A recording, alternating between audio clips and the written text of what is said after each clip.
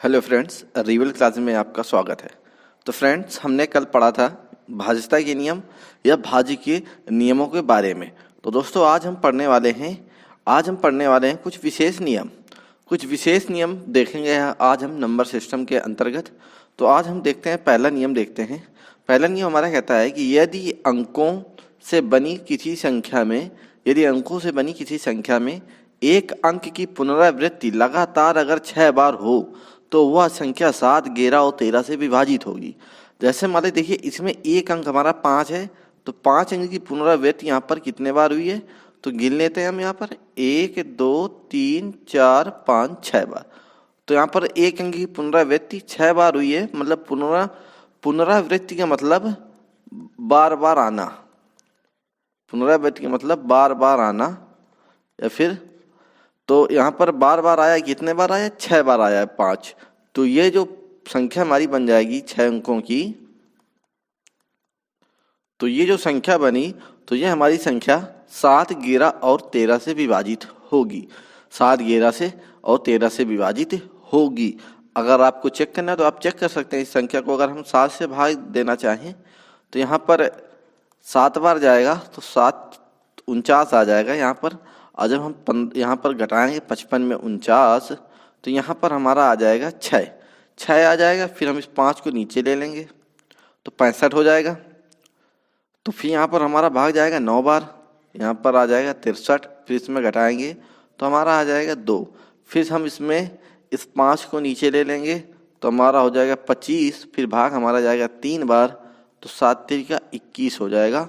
फिर हम 25 में जब 21 घटा देंगे, हम यहाँ कर लेते हैं, तो जब 25 में 21 घटा देंगे तो हमारा बचेगा 4। और जब 4 बचेगा तो हम इस 5 को फिर ले लेंगे यहाँ पर, तो हमारा हो जाएगा 45। तो फिर हमारा भाग जाएगा 42, यानी 6 बार जाएगा तो यहाँ पर 42 आ जाएगा। इसमें जब घटाएंगे तो हमारा 3 आ जाएगा। और जब 3 आ जाएगा तो फिर हम इस 5 को यहाँ पर ले लेंगे तो हमारा 35 हो जाएगा। फिर हमारा भाग 5 बार जाएगा, तो ये 35, ये देखिए पूरा 7 से विभाजित हो गया। तो दोस्तों, इसी तरह अगर हम इसमें 11 का भाग देंगे तो ये हमारा भी 11 से विभाजित हो जाएगी संख्या, और 13 से भाग देंगे तो ये भी 13 से विभाजित हो जाएगी। तो नियम क्या है कि कोई अंक अगर लगातार 6 बार रिपीट हो जाए या पुनरावृत्ति हो जाए, तो देखिए इसमें 7 है जैसे, तो 7 की पुनरावृत्ति यहाँ पर 6 बार हुई है। तो ये जो है हम यहाँ पर देखिए, अब जैसे इस संख्या में देखिए 8 की पुनरावृत्ति यहाँ पर 6 बार हुई है, 3 की पुनरावृत्ति 6 बार हुई है। तो ये जो संख्याएं हैं, ये संख्याएं हमारी 7, 11 और 13 से विभाजित हैं। तो अगर आपको इस तरह की संख्याएं कहीं दिख जाएं प्रश्न पर, तो आपको देखना है कि अगर एक अंक की पुनरावृत्ति 6 बार हुई है तो वो संख्या 7, 11 और 13 से पूरा विभाजित होगी। तो ये हमारा पहला नियम हुआ। अब चलते हैं अगले नियम की ओर। अगला नियम हमारा देखिए क्या कहता है। अगला नियम कहता है, यदि 6 अंकों से बनी किसी संख्या में 2 अंकों से बनी किसी संख्या की पुनरावृत्ति लगातार 3 बार हो तो वह संख्या 7 और 13 से विभाजित होगी। यानी इसका कहने का मतलब है कि अगर कोई 2 अंकों से बनी संख्या, यहाँ देखिए 2 अंकों से बनी किसी संख्या की पुनरावृत्ति लगातार 3 बार, तो यहाँ पर देखिए 2 अंकों की संख्या हमारी इसमें देखिए 35 है। 2 अंकों की संख्या 35 है। इसकी पुनरावृत्ति कितने बार हुई है? एक बार ये, एक बार ये, एक बार 3 बार। एक बार ये, 2 बार दूसरा ये, तीसरा। तो यहाँ पर पुनरावृत्ति 3 बार हो रही है। तो ये संख्या भी हमारी 7 और 13 से विभाजित होगी। अब देखते हैं 2 अंकों की संख्या 72, यहाँ पर 72 की पुनरावृत्ति यहाँ पर 3 बार हुई है, तो ये भी 7 और 13 से विभाजित होगी। अब देखते हैं 82 इसमें दिया है, तो 82 भी 3 बार यहाँ पर, मतलब 3 बार रिपीट हुआ या फिर कहें पुनरावृत्ति हुई है, तो ये भी 7 और 13 से विभाजित होगी। और देखिए 57 भी 3 बार यहाँ पर रिपीट हुआ है, तो ये देखिए यहाँ पर भी 7 और 13 से, तो जो संख्याएं दी हुई हैं तो ये 7 और 13 से विभाजित है। 7 और 13 से विभाजित है। तो आपको इसमें कुछ नहीं देखना। अगर 2 अंकों की संख्या 3 बार रिपीट होती है, तो देखिए जैसे हमारे 2 अंकों की संख्या मान लें, अगर हम 25 मान लेते हैं, और अगर इसको हम रिपीट कर दें 3 बार या 3 बार पुनरावृत्ति कर दें, जैसे 25, 25, 25, 25, देखिए 3 बार हो गया, तो ये 6 अंकों की संख्या बन गई। तो ये हमारी 7 और 13 से विभाजित होगी, ये हमारा नियम कहता है। तो हमने ये अगला नियम देखा। अब चलते हैं अगले नियम की ओर। अगला नियम हमारा कहता है कि यदि 6 अंकों से बनी किसी संख्या में 6 अंकों से बनी किसी संख्या में 3 अंकों से बनी किसी संख्या की पुनरावृत्ति लगातार 2 बार हो तो वह संख्या 7, 11 और 13 से पूरा पूरा विभाजित हो जाएगी। जैसे देखिए हमारी यहाँ पर 3 अंकों की संख्या है 745। 745 यहाँ पर पुनरावृत्ति 2 बार हुई है तो ये हमारी 6 अंकों की संख्या बन जाती है। तो ये संख्या 7, 11 और 13 से पूरा पूरा विभाजित होगी। जैसे यहाँ पर 952 संख्या है, इसकी पुनरावृत्ति यहाँ पर देखिए 2 बार हुई है तो ये भी हमारी 7, 11 और 13 से पूरा पूरा विभाजित होगी। अब देखते हैं अगली संख्या हमारी 512 है, इसकी भी यहाँ पर लास्ट में 12 ही होगा तो यहाँ पर 512 है तो 512 भी की पुनरावृत्ति यहाँ पर 2 बार हुई है। अगली संख्या देख लेते हैं, इसमें 632 है, इसकी भी पुनरावृत्ति 2 बार हुई है तो ये 6 अंकों की संख्या बन जाती है जो कि 7, 11 और 13 से पूरा पूरा विभाजित हो जाएगी। तो ये संख्याएं भी क्या हो जाएंगी 7, 11 व 13 से पूरा पूरा क्या हो जाएंगी विभाजित हो जाएंगी। यदि आपको चेक करना चाहें कि ये नियम सही है गलत तो हम देख लेते हैं, कोई संख्या ले लेते हैं। जैसे हमारी इसी में ऊपर वाली संख्या यानी 745 को देख लेते हैं तो 745 की हम पुनरावृत्ति 2 बार करा दें तो ये 6 अंकों की संख्या बन जाती है। करा दिया हमने। अब देखते हैं अगर हम यहाँ पर 11 से भाग दिला दें तो देखिए जब इसमें 11 से भाग देंगे हम तो यहाँ पर 6 बार जाएगा तो यहाँ पर 66 आ जाएगा। फिर जब इसमें हम घटा देंगे तो यहाँ पर हमारा 8 आ जाएगा। फिर 5 को हम नीचे ले लेंगे तो 85 हो जाएगा। फिर हमारा भाग 7 बार जाएगा तो 7 बार गया यहाँ पर। अब 85 में जब 70 घटाएंगे हम तो यहाँ से फिर हमारा आ जाएगा 8। फिर हम इस नीचे ले लेंगे 7 को तो फिर हमारा भाग जाएगा 7 बार तो यहाँ पर 77 आ जाएगा। यहाँ जगह नहीं तो यहाँ पर ऊपर कर लेते हैं तो यहाँ पर जब घटाएंगे हम तो यहाँ पर आ जाएगा हमारा 10 आ जाएगा शेषफल। फिर हम 4 को नीचे ले लेते हैं तो हमारा भाग जाएगा 9 बार तो यहाँ पर हम जब घटाएंगे तो 5 आ जाएगा। और फिर हम 5 को नीचे ले लेंगे तो 55। फिर यहाँ पर भाग देंगे तो यहाँ देखिए ये पूरी संख्या जो है ये पूरी संख्या हमारी 11 से विभाजित है। इसी तरह अगर हम 7 और 11 और 13 से भाग देंगे तो ये पूरी तरह से विभाजित हो जाएगी। तो ये हमारा नियम कहता है कि यदि 6 अंकों से बनी किसी संख्या में 3 अंकों से बनी कोई संख्या 3 अंकों से बनी किसी संख्या की पुनरावृत्ति अगर लगातार 2 बार हो जाती है तो वो संख्या 7, 11 और 13 से पूरा पूरा विभाजित हो जाएगी। अब चलते हैं अगले नियम की ओर। अगला नियम हमारा कहता है कि यदि 2 अंकों से बनी किसी संख्या को लगातार 2 बार लिखकर 4 अंकों वाली कोई संख्या बनाई जाए तो वह संख्या 101 से सदैव विभाजित होगी। जैसे देखिए इसमें हमारी संख्या बनाई गई है 25 को हमने 2 बार लिख दिया तो ये 4 अंकों की संख्या बन गई। तो ये नियम कहता है कि ये संख्या सदैव 101 से विभाजित होगी। जैसे 27 है, 27 को यहाँ पर 2 बार लिख दिया गया है, मतलब 2 बार पुनरावृत्ति करा दी गई तो ये 4 अंकों की संख्या बन गई तो ये संख्या 101 से विभाजित होगी। जैसे 29 है, 29 को लगातार 2 बार पुनरावृत्ति करा दी गई तो ये 4 अंकों की संख्या बन गई तो ये 101 से विभाजित होगी। जैसे 37 है, 37 की यहाँ पर 2 बार पुनरावृत्ति करा दी गई है तो ये संख्या 101 से विभाजित हो जाएगी। अगर हमें चेक करना चाहें तो जैसे हम 27 को देख लेते हैं, 27 को यहाँ पर 2 बार पुनरावृत्ति करा देते हैं तो ये 4 अंकों की संख्या बन गई। अब हम चेक करते हैं कि हमारा नियम सही कहता है या गलत। तो 101 से यहाँ पर भाग दिलाएंगे तो जब इसमें 101 272 यहाँ पर लेंगे तो जब इसमें भाग कराएंगे 101 का तो हमारा 2 बार भाग जाएगा तो यहाँ पर हमारा 202 हो जाएगा। फिर हम जब इसको घटाएंगे तो हमारा आ जाएगा 70 आ जाएगा। फिर इसमें 7 को नीचे ले लेंगे तो 707 हो जाएगा। फिर हमारा अगला भाग जाएगा यहाँ पर 7 बार तो हमारा ये देखिए 707 हो जाएगा। तो यहाँ पर हमारा देखिए पूरी संख्या यानी जो 27 जब 4 अंकों की संख्या बन गई 2727 101 से पूरा पूरा विभाजित है। तो ये हमारा नियम हुआ कि यदि 2 अंकों से बनी किसी संख्या को लगातार 2 बार लिखकर, हम जैसे अगर 32 है इसको लगातार 2 बार लिख दें तो ये 4 अंकों की बन गई तो ये संख्या हमेशा किससे 101 से विभाजित होगी। अब चलते हैं अगले नियम की ओर।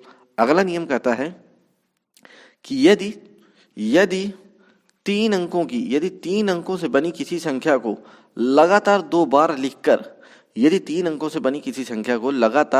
लिखकर 6 अंकों वाली कोई संख्या बनाई जाए तो वह संख्या 101 से सदैव विभाजित होगी।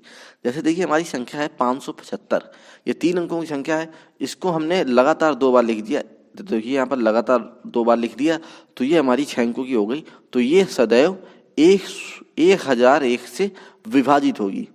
जैसे अब देखिए यहाँ पर 979 को 979, यहाँ पर मिस्टेक है थोड़ी सी, यहाँ पर 979 को हमने 2 बार यहाँ पर लिख दिया तो ये 6 अंकों की बन गई, जो कि 1001 से पूरा विभाजित होगी। और जैसे 393 को हमने 3 बार यहाँ पर पुनरावृत्त करा दी तो ये भी संख्या 1001 से सदैव विभाजित होगी। तो ये संख्या हमारी 1001 से विभाजित होगी। चाहे जो आप संख्या लिख लें, जैसे हम लिख लेते हैं 999 लिख लेते हैं और इसकी हम लगातार 2 बार लिख दें, तो एक बार तो हम लिख चुके, अब फिर एक बार लिख लेते हैं, ये देखिए तो ये संख्या 6 अंकों की बन गई। तो ये संख्या सदैव 1001 से विभाजित होगी। आप कोई भी संख्या ले सकते हैं 3 अंकों की, जैसे मान लें 375 है तो फिर इसको हम एक बार लिख दें, तो यहाँ पर हमने 2 बार लिख दिया तो 6 अंकों की बन गई। तो ये संख्या हमारे सदैव 1001 से विभाजित होगी। तो ये देखा हमने नियम। अब बात करते हैं, कुछ हमारे प्रश्न हैं, इनसे संबंधित देख लेते हैं, कुछ इंपॉर्टेंट प्रश्न भी हैं। तो अब देखिए ये प्रश्न हमारा कहता है कि x का कम से कम मान क्या होगा, x का कम से कम मान क्या होगा जिसके लिए संख्या 7x57 एक ऐसी संख्या होगी जो 3 से पूरा विभाजित है। तो यहाँ पर हमें x का मान बताना है दोस्तों। तो देखिए ये कोई संख्या है 7x57। अब देखिए दोस्तों ये 7000 करके है, 7000 हमें x का पता नहीं है यहाँ पर, तो हमें x का मान बताना है। तो इसमें बोल रहा है कि ये 3 से पूरा विभाजित है, 3 से पूरा विभाजित है। तो हमने पिछली क्लास पर 3 से विभाजितता का नियम पढ़ा था। 3 से विभाजितता का नियम था कि जो संख्या दी है उसके अगर अंकों के योगफल में अगर 3 का भाग चला जाता है तो वो पूरी संख्या यहाँ पर विभाजित हो जाएगी। तो अब देख लेते हैं ये संख्या के अंकों का योगफल करते हैं हम, तो 7 + x + 5 + 7। अब देखिए 7 यहाँ पर जोड़ेंगे 14, 5 19, तो x प्लस यहाँ पर 19 हो जाएगा, x + 19 हो जाएगा। अब देखिए दोस्तों हमें इसमें 3 का भाग कराना है, तो अब हमें यहाँ पर x का मान क्या रखें जिससे कि 19 में जोड़ने पर ऐसी संख्या आए जो 3 से विभाजित हो जाए। तो अगर हम x की जगह पे मान लेते हैं, अगर 1 रखते हैं हम, तो यहाँ पर अगर 1 रखेंगे तो 19 1 20 हो जाएगा। तो ये नहीं जाएगा 3 का भाग, तो हम यहाँ पर 1 नहीं रख सकते हैं, तो ये हमारा गलत हो जाएगा। अगर हम x की जगह में 2 रखते हैं, x की जगह में 2 रखते हैं, तो चलिए हम रखते हैं, तो x की जगह में 2 रखते हैं तो 2 + 19 हो जाएगा बटा 3। अब देखिए 19 2 मिलके हो जाएंगे 21, और 21 में हम 3 का भाग देंगे तो ये पूरा विभाजित हो जाएगी। तो यही कह रहा था ये 3 से पूरा। तो देखिए हमने x का मान क्या रखा 2, तो हमारा यहाँ पर आंसर क्या आ जाएगा, x का कम से कम मान क्या हो जाएगा यहाँ पर 2। ऑप्शन नंबर बी बिल्कुल करेक्ट आंसर हो जाएगा। अब चलते हैं अगले प्रश्न की ओर। अगला प्रश्न हमारा कहता है कि x का न्यूनतम मान क्या होगा जिसके लिए संख्या, ये हमारी संख्या दी है 7x95 x एक ऐसी संख्या होगी जो 9 से पूरा विभाजित हो। तो दोस्तों हमने 9 से पूरा विभाजित मतलब हमने 9 से विभाजितता का नियम पिछली क्लास में पढ़ा था। तो पहले हम देख लेते हैं, संख्या हमारी है 7x95x।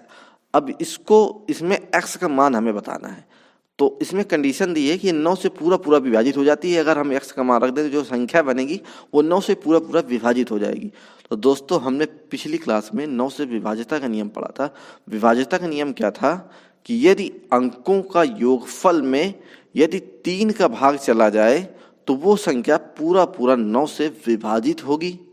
ये नियम पढ़ा था। चलिए देख लेते हैं हम अंकों का यहाँ पर योगफल करेंगे तो यहाँ पर अंक 7 + x + 9 + 5 + x।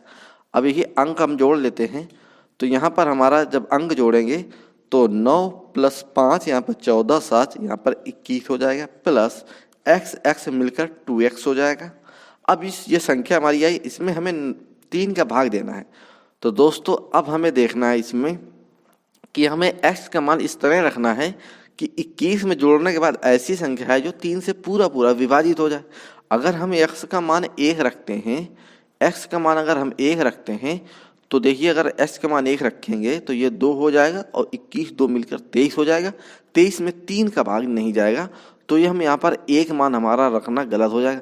अगर हम 2 रखते हैं, यहाँ पर मान 2 रखते हैं x का मान, तो यहाँ पर 2 दूनी 4 हो जाएगा और 21 में 4 जोड़ेंगे तो 25 हो जाएगा और 25 में 3 का भाग करेंगे तो ये नहीं जाएगा, तो हमारा 2 रखना भी यहाँ पर गलत हो जाएगा। अगर हम 3 रखते हैं, x का मान 3 रखते हैं तो ये देखिए 3 दूना 6, तो हाँ अब देखते हैं 21 प्लस 2, यहाँ पर x की जगह हम 3 रखेंगे तो 3 दूना यहाँ पर 6 हो जाएगा और बटे 3। अब देखिए 21 6 मिलके यहाँ पर 27 हो जाएगा और 3, तो ये पूरा 27 हमारा 3 से विभाजित हो जाएगा। और जब 3 से विभाजित हो जाएगा तो अब देखिए इसमें जब ये अंकों का योगफल 3 से विभाजित हो गया तो पूरी संख्या, ये जो संख्या दी गई है ये पूरी संख्या 9 से विभाजित हो जाएगी। तो देखिए हमारे x के किस मान पर ये आया, तो x जब हमने x की जगह में 3 रखा तब हमें ये यहाँ पर संख्या मिली, तो हम ऑप्शन नंबर यहाँ पर सी बिल्कुल करेक्ट करेंगे। अब देखिए अगर हम x की जगह में यहाँ पर 3 रख देते हैं, चलिए हम इसको इरेज करते हैं थोड़ा सा।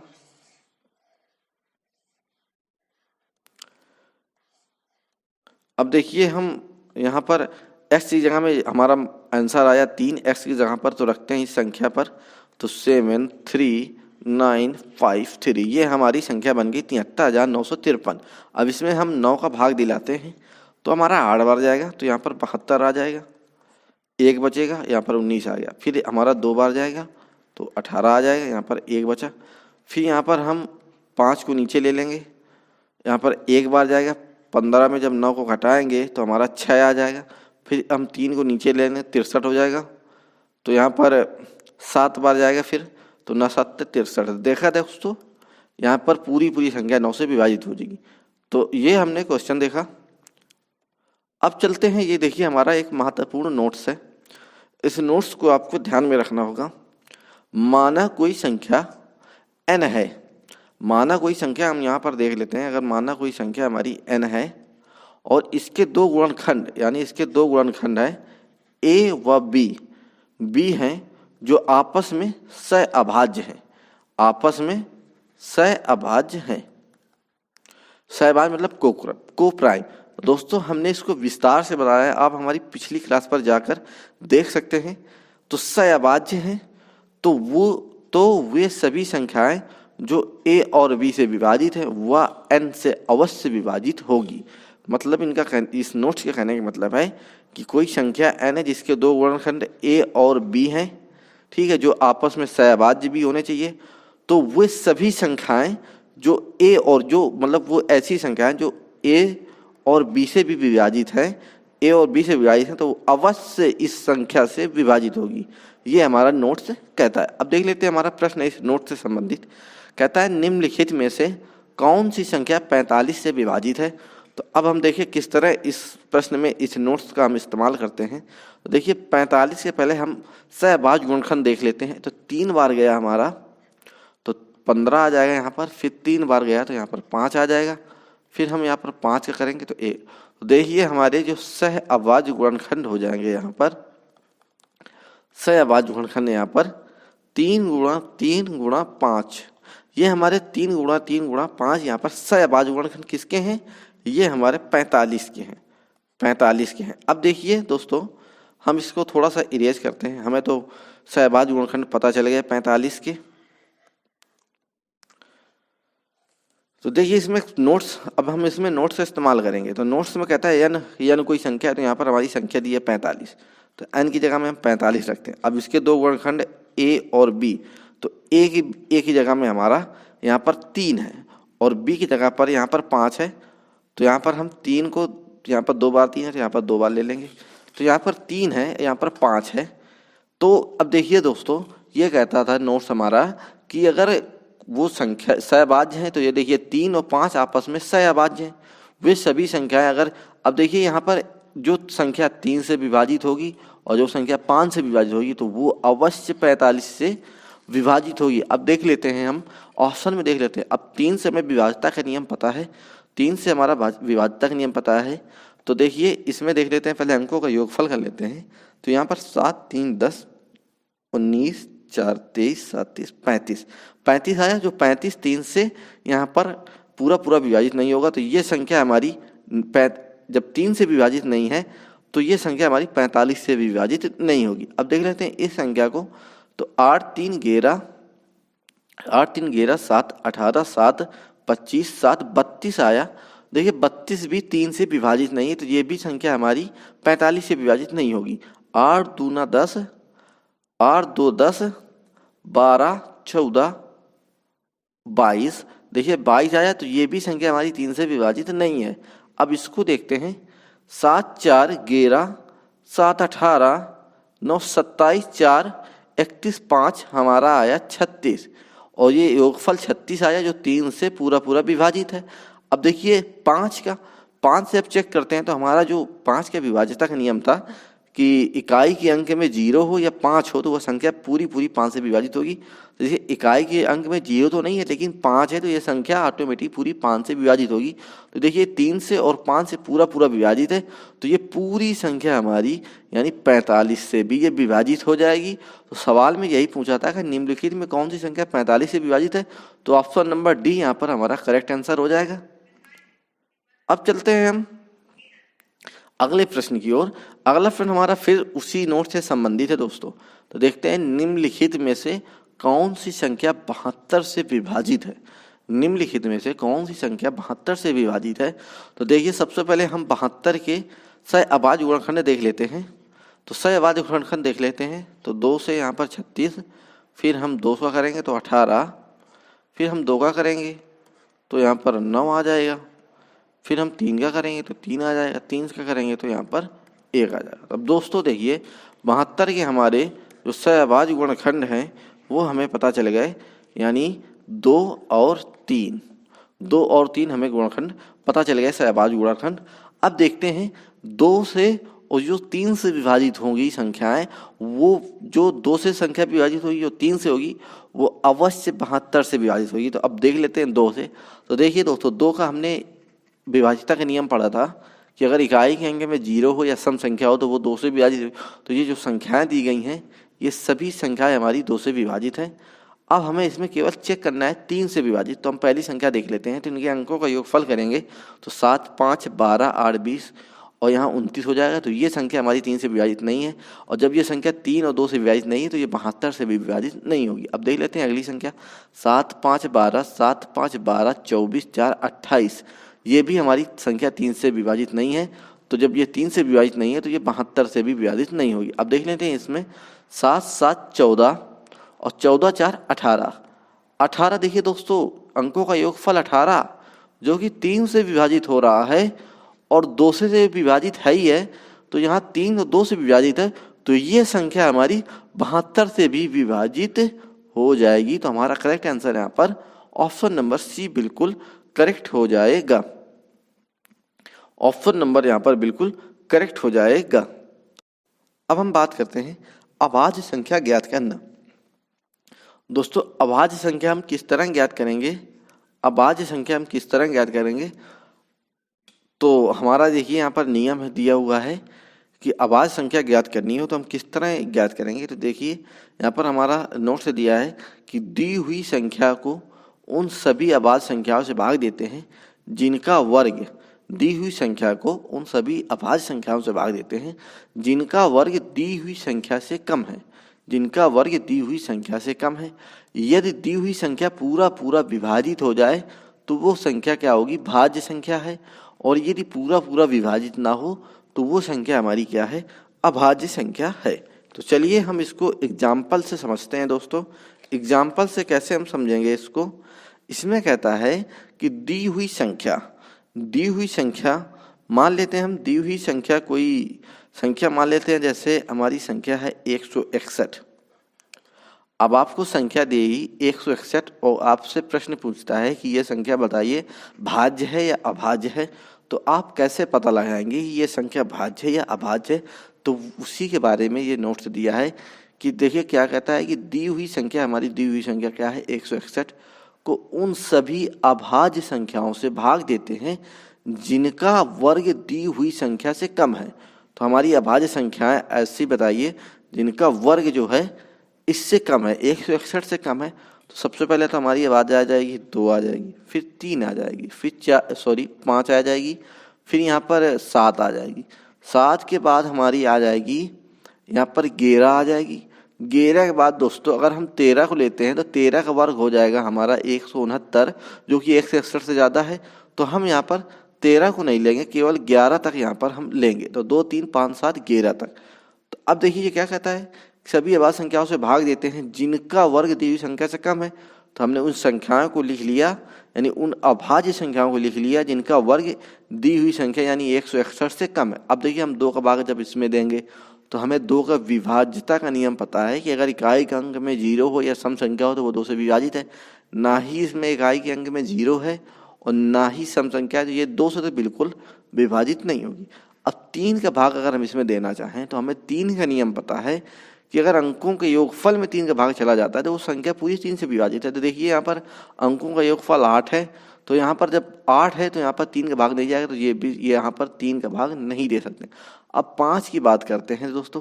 तो 5 का विभाज्यता का नियम दोस्तों पता है, यदि इकाई के अंक में 0 हो या 5 हो तो वह संख्या पूरी 5 से विभाजित हो जाएगी। तो ना ही दोस्तों इसमें इकाई के अंक में 0 है और ना ही 5 है, तो ये भी संख्या 5 से विभाजित नहीं होगी। अब बात करते हैं 7 की बात करते हैं। तो 7 में देखिए अगर हम 161 में 7 का भाग दें, 161 में अगर हम 7 का भाग दें तो दोस्तों 2 बार जाएगा यहाँ पर, तो 7 दूना 14 हो जाएगा हमारा। और तो 6 में 2 4 गए तो यहाँ पर 2 बचेगा। फिर हम 1 को नीचे ले लेंगे तो 21 हो जाएगा। 3 बार जाएगा तो 7 त्रिका 21 हो जाएगा। तो दोस्तों देखो यहाँ पर 7 का यहाँ पर पूरा भाग चला गया इसमें, तो ये संख्या 7 से विभाजित हो गई। 7 से विभाजित हो गई ये संख्या। तो जब ये संख्या 7 से विभाजित हो गई तो ये हमारी कैसी संख्या हो जाएगी, ये हमारी संख्या हो जाएगी भाज्य, ना कि ये अभाज्य होगी। अभाज्य हमें पता है कि जो 1 से बड़ी हो और स्वयं से भाग जाए वही संख्या अभाज्य होती है, लेकिन ये संख्या 7 से भाग चला गया इसमें, तो ये संख्या हमारी भाज्य हो जाएगी। अब देखते हैं हम कोई एक अन्य उदाहरण यहाँ पर हम देखते हैं। अन्य उदाहरण देख लेते हैं यहाँ पर। अन्य उदाहरण देखते हैं यहाँ पर हमने। अब देखते हैं एक संख्या हम ले लेते हैं 137 ले लेते हैं। अब देखिए हमारा नोट्स कहता है कि दी हुई संख्या को उन सभी अभाज्य संख्याओं से भाग देते हैं जिनका वर्ग दी हुई संख्या से कम है। तो हम वो अभाज्य संख्या लिख लें पहले जिनका वर्ग 137 से कम है। तो पहले हमारी आती है 2, फिर 3, फिर 5, फिर 7, फिर 11, फिर 13 के बाद हमारा आता है 17। अब देखिए 13 हम ले रहे हैं तो ये इसका वर्ग जो है 137 से ज़्यादा हो जाएगा, तो हम यहाँ पर 13 को नहीं ले सकते हैं। तो हमने ये संख्या ले ली। अब कहता है कि इसमें हमारा नोट्स कहता है कि दी हुई संख्या उन सभी अभाज्य संख्याओं से भाग कराना। अब देखिए हम यहाँ पर 2 का भाग कराना चाहें तो हमें इसका 2 से विभाज्यता का नियम पता है कि यदि इकाई के अंक में 0 हो या सम अंक हो तो वो 2 से विभाजित हो जाएगी। यहाँ पर इकाई का अंक ना ही 0 है ना ही सम है, तो यहाँ पर 2 का भाग नहीं जाएगा। अब बात करते हैं 3 का। तो 3 का भी हमें विभाज्यता का नियम पता है। अंकों के अगर योगफल में 3 का भाग चला जाता है तो वो संख्या पूरी 3 से विभाजित होगी। इसमें देखिए अंकों का योगफल 11 है, 7 3 10 1 11। 11 में 3 का भाग नहीं जाएगा, तो यहाँ पर ये 3 से विभाजित नहीं होगी। अब 5 का भी देखते हैं। इकाई के अंक में 0 नहीं है और नहीं 5 है, तो ये भी 5 से विभाजित नहीं होगी। अब बात करते हैं 7 का देखते हैं इसमें। तो 137 में जब हम 7 का भाग देंगे तो यहाँ पर 1 बार जाएगा, और जब 13 में 7 बताएंगे तो 6 आ जाएगा। फिर हम 7 को नीचे ले लेंगे तो 9 बार जाएगा, तो यहाँ पर 63 आ जाएगा। तो देखिए दोस्तों ये पूरा विभाजित नहीं हो रही है, तो यानी इसमें ये 7 से भी विभाजित नहीं है। अब बात करते हैं 11 से। तो 137 में अगर हम 11 का भाग देते हैं तो 1 बार जाएगा, तो यहाँ पर 3 में 2, यहाँ 27 आ जाएगा। फिर 2 बार जाएगा। तो दोस्तों देखिए 11 का भी भाग यानी यह 11 से भी विभाजित नहीं है। तो जब हमारी दी हुई अभाज्य संख्याओं से विभाजित नहीं है तो फिर ये कैसी संख्या हुई, तो ये संख्या हमारी हो गई अभाज्य। तो दोस्तों आपको ये नोट्स समझ में आया होगा, अभाज्य। अब बात करते हैं हम फिर अगले नोट्स की अगला नोट्स हमारा कहता है कि दो संख्याओं के अंतर के अभाज्य गुणनखंडों से उन संख्याओं में भाग देने पर समान शेषफल प्राप्त होता है। देखिए, इसको समझना होगा हमें कि जैसे मान लीजिए यहाँ पर दो संख्याओं के अंतर, यानी कोई संख्या हम ले लेते हैं, जैसे हम ले लेते हैं यहाँ पर 78 ले लें और 45 का, यहाँ पर दो संख्या हमने देख लिया 78 और 45, दो संख्याएं हमने 78 और 85 ले ली, उनका हमने अंतर किया। तो जब हम 78 में 45 को घटाएंगे तो हमारा क्या आ जाएगा, घटकर 33। तो क्या कहता है, दो संख्याओं के अंतर के अभाज्य गुणनखंडों से, तो अब 33 के हम यहाँ पर 33 के अब हम गुणनखंड करेंगे अभाज्य गुणनखंड, तो यहाँ पर अभाज्य गुणनखंड हमारे देखिए क्या हो जाएंगे, 3 और 11। तो देखिए हमारे यहाँ पर 3 और 11 अभाज्य गुणनखंड हो गए। फिर क्या कहता है, अभाज्य गुणनखंडों से उन संख्याओं, अब ये अभाज्य गुणनखंड है 3 और 11, अगर इनसे हम इन संख्याओं पर भाग देते हैं तो कैसा समान शेषफल आएगा। चलिए चेक करते हैं हम। अगर 78 में हम 3 का भाग दे दें तो 2 बार जाएगा, 3 दूना 6 आ जाएगा हमारा, और 3 दूना 6 आ जाएगा, तो यहाँ पर 1 आ जाएगा, और फिर यहाँ पर हमारा 18 आ जाएगा, तो 3 छंग 18 आ जाएगा, 3 छंग 18 आ जाएगा। तो ये हमारा पूरा भाग यहाँ पर 3 में चला गया। अब देखिए अगली संख्या हमारी है 45। 45 अगर हम भाग करते हैं यहाँ पर 3 का, तो देखिए 3 एक बार जाएगा तो 1 आ गया, 5 आ गया, फिर 1 बार जाएगा तो 3 पचे 15। तो देखिए दोनों संख्या में यहाँ पर भाग समान शेषफल आ रहा है, 0 0 आ रहा है। हमारा दिया है 455 और 578 को दो अंकों से बनी 445, सॉरी यहाँ पर हमने पहले गलती की, यहाँ पर 445 और 578 को दो अंकों से बनी किसी संख्या से भाग देने पर समान शेषफल प्राप्त होता है। किसी संख्या से भाग देने पर शेषफल समान प्राप्त होता है, वो दो अंकों वाली संख्या कौन सी है, वो दो अंकों वाली संख्या कौन सी है। तो देखिए दोस्तों, अभी हमने यहाँ पर पढ़ा था, हम उसी ट्रिक का यहाँ पर इस्तेमाल करेंगे। हमारा नोट्स जो कहता है, तो यहाँ पर कहता है कि दो अंकों से बनी किसी संख्या से, ये संख्या हमारी दी गई है 445 और 578, दो अंकों की संख्या, 3 अंकों की यहाँ पर दो संख्या दी गई हैं। तो यहाँ पर दो अंकों से बनी किसी संख्या से, अब कहता है आगे सवाल कि दो अंकों से बनी किसी संख्या से इन संख्याओं पर हम जब भाग देते हैं तो समान शेषफल प्राप्त होता है, तो वह दो अंकों वाली संख्या कौन सी होगी। तो चलिए हम देख लेते हैं। यहाँ पर 578 में सर्वप्रथम हम 445 को घटा देंगे। जब घटा देंगे दोस्तों तो हमारा घटकर हो जाएगा 133।